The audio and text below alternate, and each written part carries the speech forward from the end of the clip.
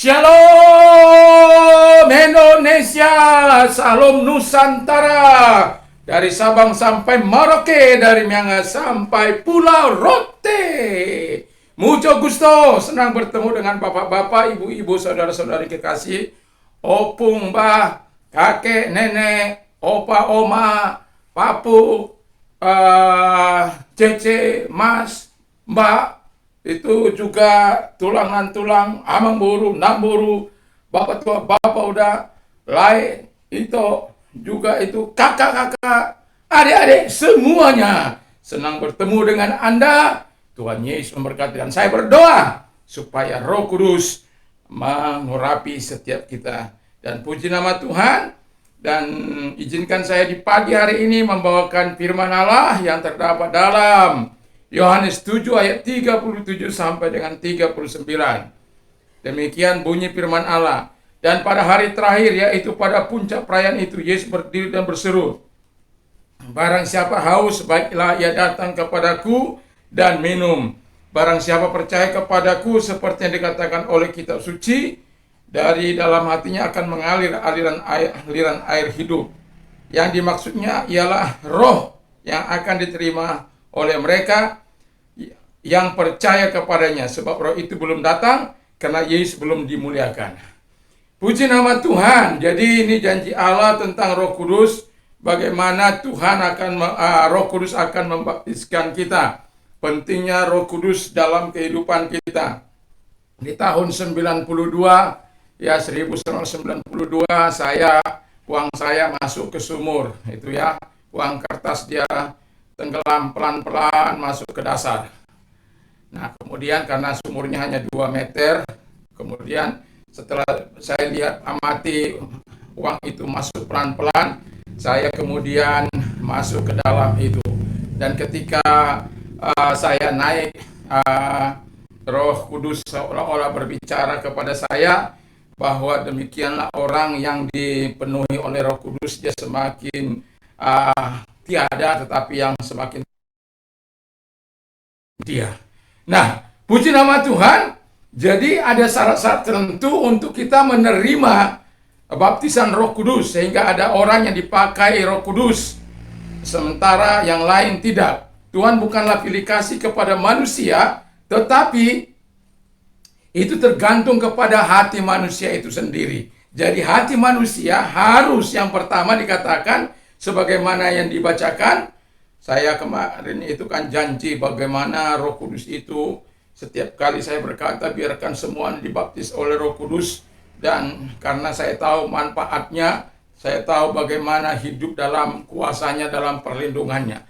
Jadi yang pertama dikatakan oleh firman Allah, jadi hati manusia harus memiliki rasa lapar dan haus, ya. Kalau dalam Matius 5 ayat 6 dikatakan, berbahagialah orang yang lapar dan haus akan kebenaran, karena mereka akan dipuaskan. Jadi yang jelas kalau kita dipenuhi oleh Roh Kudus, itu karena, dan dia akan menuntun kita kepada kebenaran. Itu sebabnya Alkitab katakan dia harus memiliki rasa lapar, rasa haus. Karena dengan demikian, maka rasa lapar akan dikenyangkan, rasa haus akan dipuaskan. Dalam kehidupan kita sebagai orang percaya, jadi kalau kita mau menerima Roh Kudus itu, kita harus memiliki rasa lapar dalam kehidupan kita. Yang kedua, bahwa percaya kepada Yesus, ayat 38 dan 39 itu. Jadi kita harus percaya kepada Yesus, bahwa apa yang dikatakannya, apa yang dijanjikan tentang Roh Kudus itu akan diberikannya kepada setiap orang yang percaya kepada Dia. Dan itu belum diberikan pada masa Yesus, karena dia belum dimuliakan. Artinya dia belum disalibkan, dia belum mati atau bangkit. Jadi dia belum dimuliakan. Itu sebabnya dia berkata kepada orang-orang nantinya yang akan mau dipenuhi oleh Roh Kudus, mereka harus percaya kepadanya, apa yang dijanjikannya itu tentang Roh Kudus kepada manusia. Dan itulah sebabnya ketika kita percaya kepada Yesus, Tuhan akan menolong kita, membimbing kita. Yesus akan menolong kita supaya kita hidup dalam kebenarannya. Nantinya ketika kita dipenuhi oleh Roh Kudus, Roh Kudus itu sendiri yang membawa kita kepada kebenaran. Roh Kudus itu yang terus akan menguatkan kita, menyatakan kuasanya dalam kehidupan kita, dan mengalirkan juga kuasanya di dalam kita dan melalui kita. Itu sebabnya orang-orang yang sudah mengalami baptisan Roh Kudus, mereka tidak akan pernah takut, tidak akan pernah gentar menghadapi persoalan sebesar apapun, karena mereka bukan lagi melihat persoalannya, tapi melihat Allah yang besar, ya, dahsyat.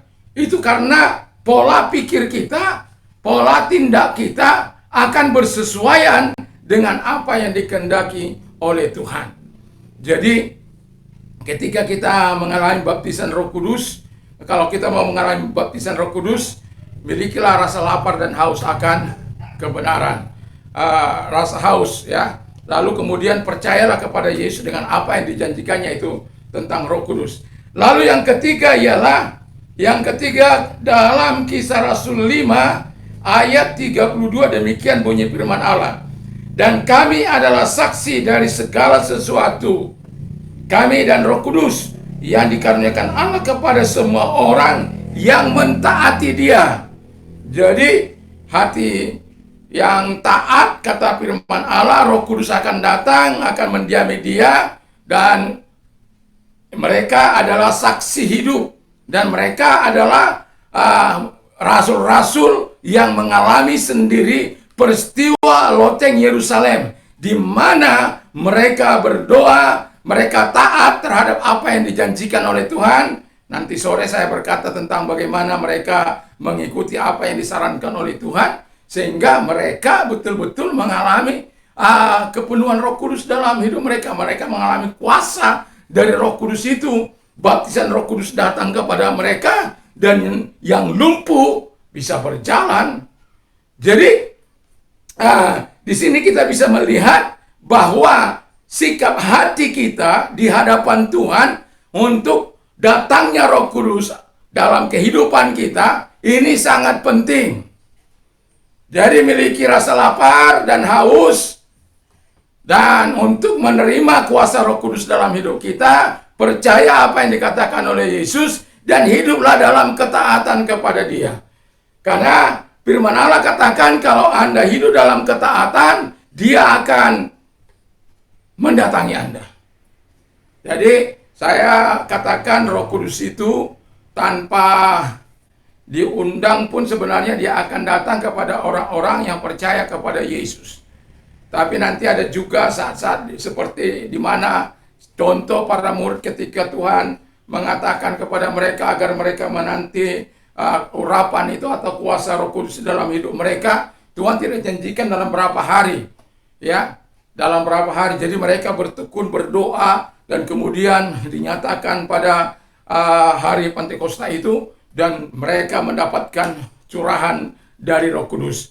Dan itu karena mereka mentaati apa yang dikatakan oleh Yesus. Dan itu sebabnya saya katakan kepada kita, dan Yesus senantiasa mengajar kepada kita untuk mengasihi firman Allah. Makanya firman Allah katakan, carilah dahulu kerajaan Allah dan kebenarannya, maka semuanya akan ditambahkan kepadamu, termasuk pemberian-pemberian yang bersifat rohani, dan yaitu Roh Kudus. Jadi dalam kehidupan kita sebagai Parakletos itu akan diberikan kepada setiap orang yang percaya kepada Dia, yang mentaati Dia dengan segenap hatinya. Jadi jangan hidup dalam pemberontakan, tapi hiduplah dalam penyerahan. Jadi kalau Anda hidup dalam ketaatan kepada Tuhan, saya yakin dan percaya ketika Anda mengatakan, penuhi aku dengan Roh Kudus-Mu, penuhi aku dengan kehendak-Mu, maka Tuhan Roh Kudus akan datang kepadamu untuk menolong engkau dan menyatakan segala kekuatan. Itu sebabnya orang-orang yang dipenuhi Roh Kudus, dia hanya melihat kepada kemampuan Allah, dia hanya percaya akan kehebatan Tuhan, dan dia menaruhkan iman sepenuhnya kepada Tuhan Yesus. Jadi kalau kita mau mengalami baptisan Roh Kudus, karena ini ada 2 seri, Dan ini saya akan lanjutkan nanti sore, supaya kita dalam kehidupan ini betul-betul memiliki rasa lapar dan haus akan Roh Kudus itu, supaya kita dipimpin ke dalam kebenaran dan percaya kepada Yesus apa yang dikatakan itu, bahwa Roh Kudus itu akan diberikan kepada setiap orang yang percaya kepadanya.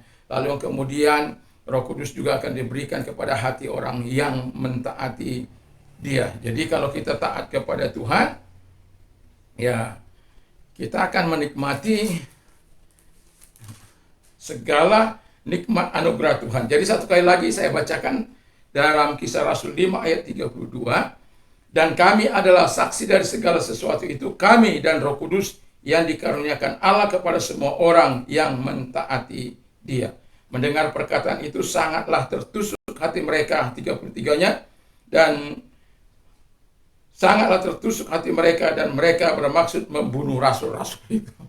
Jadi saking beraninya para murid yang tadinya kita tahu Petrus bagaimana terhadap seorang hamba saja dia lari, tapi ketika Roh Kudus memenuhi dia, roh keberanian dari Allah datang kepada mereka rasul-rasul, sehingga mereka tidak takut mati ataupun ancaman-ancaman.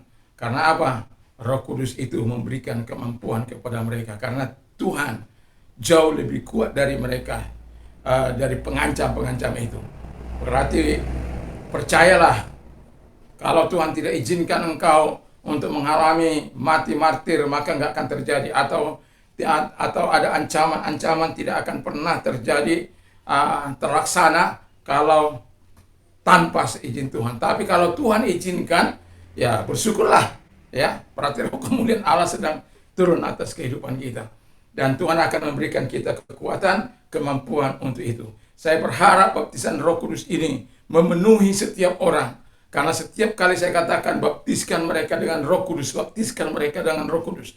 Tapi kalau Anda tidak memiliki rasa lapar dan haus akan Dia, ya bagaimana mungkin hati Anda tidak percaya kepada janji Tuhan tentang Roh Kudus, atau Anda tidak hidup mentaati Dia, bagaimana Dia mau datang? Itu sebabnya saya katakan tadi, tergantung kepada Anda.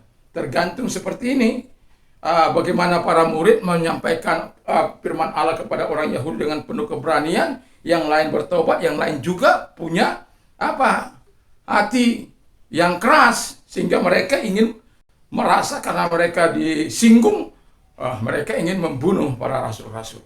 Tetapi Tuhan akan menyatakan kebaikannya, Tuhan menyatakan pertolongannya. Mereka memilih untuk takut akan Tuhan daripada takut kepada manusia. Jadi kalau orang sudah dipenuhi Roh Kudus, yang dilakukan adalah kehendak Bapa di surga. Karena kehendak Bapa di surga adalah kehendak di mana manusia itu mau menyatakan kemuliaan hanya bagi Bapa di surga. Mari kita berdoa. Kami bersyukur, berterima kasih kepada Tuhan. Mari Engkau nyatakan berkat-Mu Tuhan, Engkau nyatakan kebaikan-Mu dalam kehidupan kami sebagai orang percaya. Berkati firman-Mu, berkati para pemimpin bangsa kami, presiden dan wakil presiden, berikan hikmat dalam menjalankan roda pemerintahan di negeri ini, sehingga Tuhan mereka bisa memberikan yang terbaik bagi bangsa ini. Juga para menteri, para pejabat, dan para gubernur, para wali kota, camat, bupati, lurah, RT, RW, semuanya stakeholder bangsa ini juga diberkati oleh Tuhan. Dan ketika menangani kasus COVID yang berdampak pembagian bansos yang kami dengar, ada banyak orang-orang yang oh Tuhan, yang mengalami pemotongan, ampunilah segala apa yang mereka lakukan Tuhan Bapa di surga. Tuhan tolong semuanya, sehingga anak bangsa ini boleh berpikir untuk saling mendukung satu dengan yang lain. Terima kasih Bapa di surga, gereja Tuhan berkati, Aras Nasional juga Tuhan berkati, gereja GP, gereja Pantekosta juga Tuhan berkati, sahabat-sahabat kami, sidang jemaat Tuhan juga berkati mereka. Terima kasih Bapa di surga, kami bersyukur, kami berterima kasih kepadamu. Tuhan, kami berdoa kepadamu bagi orang-orang sakit. Kalau ada orang yang sakit, saya akan terus berjalan. Bagi Anda yang sakit COVID, yang sakit, yang punya dampak, yang yang mau menerima pertobatan atau menerima Yesus, saya akan terus berdoa di dalam nama Tuhan Yesus Kristus. Bapa di surga, Engkau melihat setiap mereka-mereka yang menaruh tangan mereka di atas yang kepala mereka yang sakit atau di tubuh mereka yang sakit, dalam nama Tuhan Yesus Kristus, mari Engkau nyatakan kebaikan-Mu kepada mereka Tuhan, dalam nama Yesus. Engkau menyembuhkan yang sakit COVID maupun yang sakit apapun mereka, dalam nama Tuhan Yesus Kristus. Sembuhlah mereka oleh kuasa-Mu, sembuhlah mereka oleh jamahan-Mu Tuhan. Angkat segala sakit penyakit mereka, lalukan roh maut dari mereka Bapa di surga, dalam nama Tuhan Yesus Kristus. Terima kasih Tuhan, yang buta melihat, yang tuli mendengar, yang bisu berkata-kata, yang lumpuh berjalan, yang lepra tahir, kanker sembuh, apapun sakit penyakit mereka, mereka disembuhkan oleh Tuhan. Yang COVID dari Sabang sampai Merauke disembuhkan oleh Tuhan. Tarik roh maut itu dari mereka Tuhan, dalam nama Tuhan Yesus Kristus. Kami juga berdoa Bapa di surga agar Engkau menyatakan segala kebaikan-Mu bagi para dokter, para mantri, para bidan, para Tuhan Yesus, para perawat atau mereka-mereka tenaga kesehatan dan para volunteer. Kami berdoa agar mereka terus diberi kekuatan oleh Tuhan dalam menjalankan misi kemanusiaan ini Tuhan. Kalau ada mereka di antara mereka yang terpapar, sembuhkan mereka, jangan ambil nyawa mereka Tuhan, dalam nama Tuhan Yesus Kristus. Kami tahu ada banyak oknum juga dari pihak-pihak yang Tuhan yang menggunakan kesempatan ini untuk mengkopitkan orang dan lain sebagainya. Kalau ada orang-orang seperti, ampuni mereka Tuhan. Biarkan sesama anak bangsa dapat merasakan penderitaan sesamanya Bapa di surga, di dalam nama Tuhan Yesus. Bukan malah menyalahgunakan wewenang mereka atau kuasa mereka, dalam nama Tuhan Yesus. Justru belas kasihan Yesus datang kepada mereka, perhatian dari Yesus datang kepada mereka. Itu sebabnya kami terus berdoa kepada mereka. Mari Tuhan bungkus mereka dengan kuasa-Mu sehingga mereka tetap kuat dalam menjalankan misi kemanusiaan ini Tuhan, tanpa menyalahgunakan wewenang dan kuasa yang mereka miliki. Terima kasih Bapa di surga, terima kasih. Kami juga berdoa buat pemerintah yang membagi sembako, tidak ada pemotongan lagi Tuhan. Ampuni segala dosa dan kelemahan mereka Bapa di surga, sehingga mereka memberikan sebagaimana yang dianjurkan oleh pemerintah, yang disarankan semua itu menjadi milik rakyat bagi penerima. Tuhan memberkati kami, mohon kepada Tuhan, setidak-tidaknya kalau kami tidak bisa menolong, tidaklah membuat orang lain lebih susah lagi. Terima kasih Bapa di surga, terima kasih. Sembari kami menyampaikan doa-doa kami kepadamu Tuhan, tolong mereka, mereka yang berdampak. Kalau Engkau orang yang berdampak, mari angkat tangan-Mu Tuhan. Bapa di surga, Tuhan tolong mereka di dalam nama Tuhan Yesus Kristus. Belas kasihan-Mu Bapa turun atas mereka dan nyatakan kebaikan dan kemurahan-Mu. Jangan ada di antara mereka yang melakukan jalan-jalan pintas Tuhan. Belas kasihan-Mu kami mohon kepadamu. Belas kasihan Tuhan datang kepada mereka. Oh Bapa, urapi mereka semua dalam nama Yesus, kekuatan dari Tuhan, sehingga mereka Tuhan dapat berkata segala perkara dapat kutangguh dalam Tuhan yang memberikan kekuatan kepada, dalam nama Tuhan Yesus. Pengurapan Allah menyertai mereka. Biarkan hati mereka dibuka. Mereka buka supaya Tuhan masuk dalam hati mereka, masuk dalam hidup mereka, sehingga mereka mengalami kekuatan Tuhan dalam hidup mereka. Kalau kami memakai kekuatan kami akan stres, depresi, tertekan, dan lain sebagainya.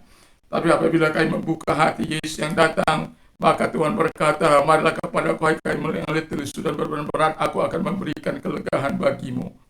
Terima kasih Tuhan, terima kasih. Terima kasih Roh Kudus, tolong mereka semua, tolong. Bagi Anda yang mau menerima Yesus maupun mengalami pembaruan, taruh tangan Anda di dada.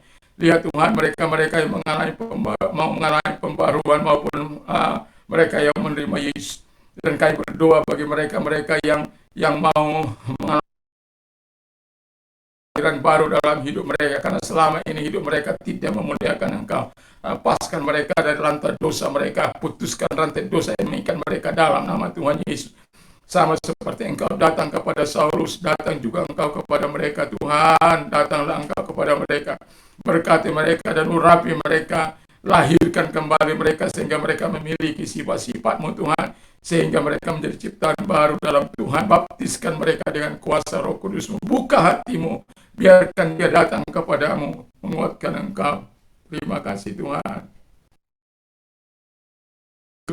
Terima kasih Roh Kudus, terima kasih.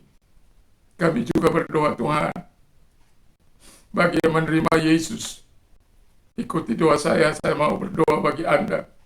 Lihat juga tangan mereka yang mau menerima Yesus, yang taruh dada mereka Tuhan.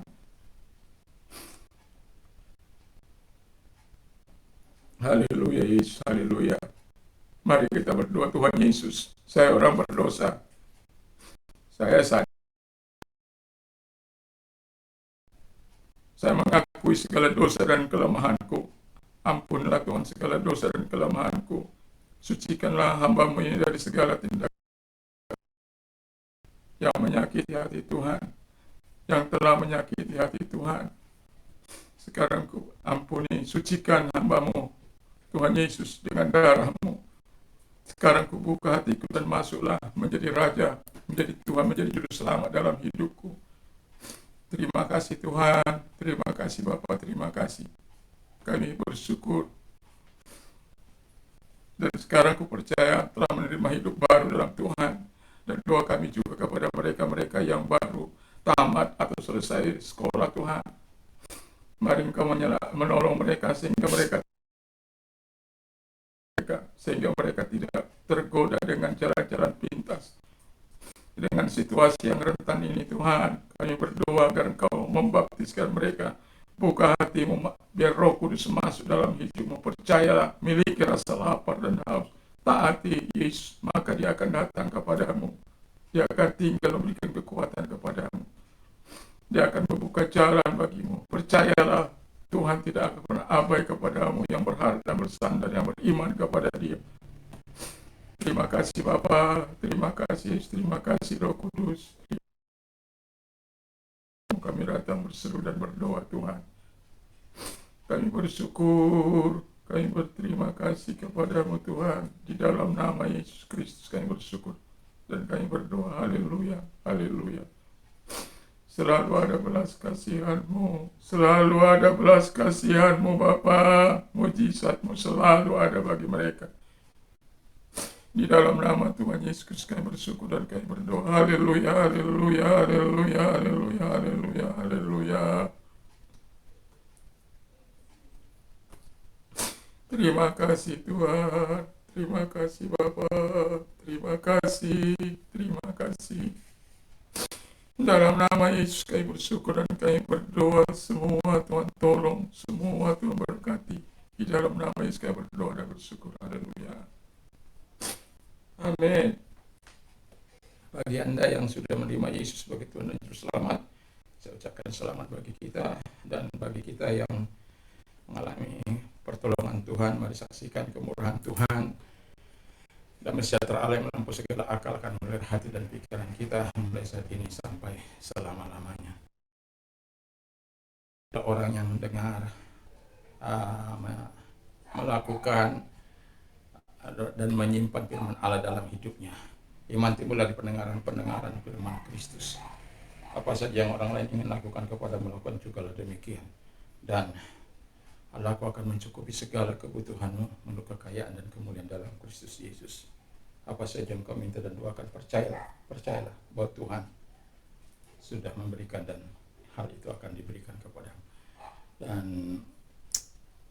bersukacitalah dengan orang yang bersukacita, menangislah dengan orang yang menangis. Dan juga saya berkata kepada kita semuanya, biarlah kita semua bisa berkata segala perkara dapat kutanggung dalam Dia yang memberikan kekuatan kepadaku. Di tengah-tengah pandemi, situasi yang sulit, kita dapat melewati karena Tuhan ada bersama. Itu sebabnya saya berdoa setiap hari supaya energi Tuhan, urapan Allah, baptisan Roh Kudus mendatangi setiap kita. Sehingga kita tidak orang-orang yang stres, orang-orang yang takut, tapi orang-orang yang diberkati. Karena Tuhan berkata dengan jelas, orang-orang yang takut akan Tuhan, yang mencari wajahnya, dia tidak akan biarkan kekurangan Tuhan. Puji Tuhan. Dan kalau kita beraktivitas pada pagi hari ini, jangan lupa ya, pakai masker, cuci tangan, lalu kemudian jaga jarak juga. Jaga jarak, terus menjauhi kerumunan, terus mengurangi mobilitas kita. Dan yang keenam yang tidak kalah serunya adalah doa. Kita berdoa bagi kita, bagi diri kita, bagi orang lain, bagi keluarga kita, bagi masyarakat kita, bagi bangsa dan negara kita, sehingga badai ini akan berlalu segera mungkin supaya kita kembali boleh beraktivitas. Tuhan Yesus memberkati, dan Saya kaget ya kalau ini mengasah keluarga Aki di Tio itu. Ya saya sampai sudah ya, sudah membawa-bawa juga tentang kebaikan dan kemurahan hatinya, dan kita berdoa supaya ada banyak orang-orang seperti dia. Tuhan ampuni kami ya, karena kalau banyak semakin nanti kita doakan semua jadi penipu jadinya ya, berbohong, yang ngeprank. Aduh, apa gunanya bagi dia mereka ngeprank itu? Nggak ada gunanya, mencari masalah sendiri, mencari apanya sendiri.